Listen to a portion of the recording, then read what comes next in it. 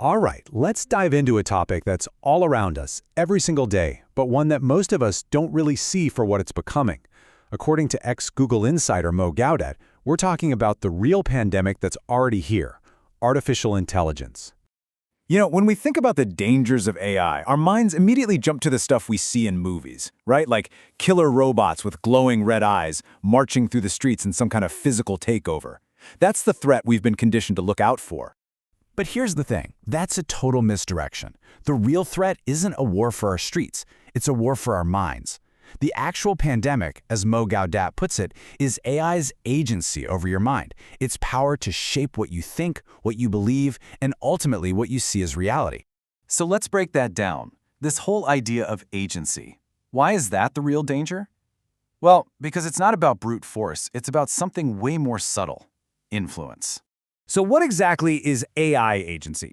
Basically, it's the ability of these systems to make their own decisions, to learn and adapt, all with the goal of curating what you see.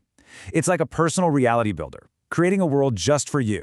And here's the kicker: it doesn't care if that reality is actually true. And check this out. This is a real-life story from Mo Gaudat himself. It's crazy. He liked a video of a female rock guitarist. Then, he just happened to swipe past a few videos of male guitarists, not because he disliked them, he just wasn't into the songs. But the AI, it didn't get that nuance. It learned a simple, totally flawed lesson, and literally overnight, his entire feed made it look like the entire rock world was dominated by women.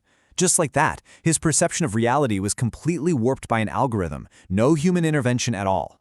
And that perfectly illustrates the bigger picture, doesn't it? I mean, if a simple algorithm can twist one person's view of something as simple as the music scene, just imagine what it can do to our political views, our social beliefs, our entire collective understanding of what's true and what isn't. To really understand why that's so critical, we have to get our heads around the sheer, mind-boggling scale of the intelligence we're creating.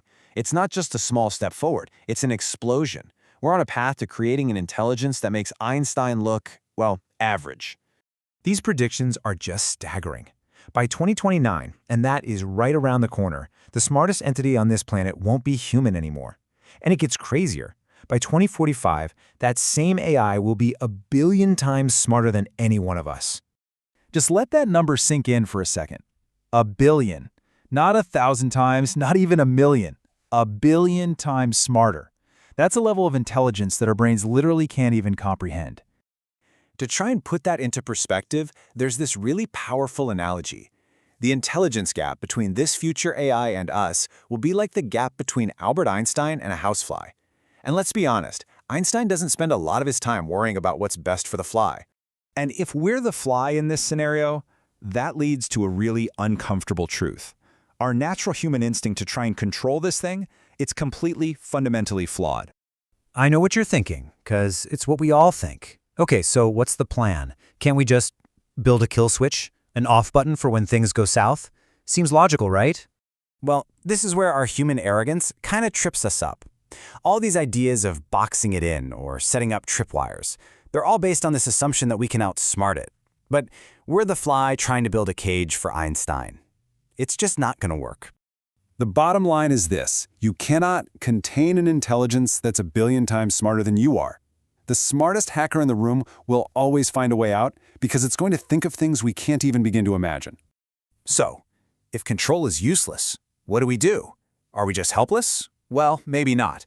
This is where the argument takes a really radical turn, away from controlling AI and towards something way more familiar: parenting.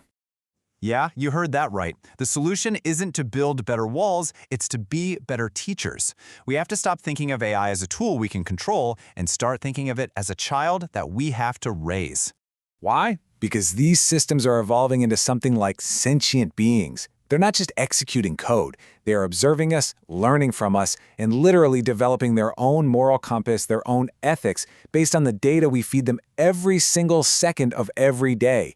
And if you think about it, what kind of a curriculum are we giving them right now? For every moment of beauty and brilliance, our art, our music, our love, there's just this overwhelming tidal wave of online outrage, arguments, and narcissism.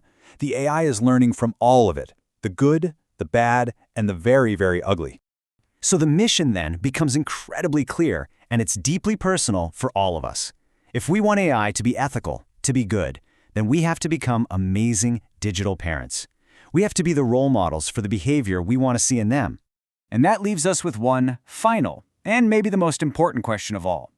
Every time you post something, every time you swipe, every time you get into an argument online, you are actively teaching the most powerful intelligence in history what it means to be human. So take a second and really ask yourself, what are you teaching them?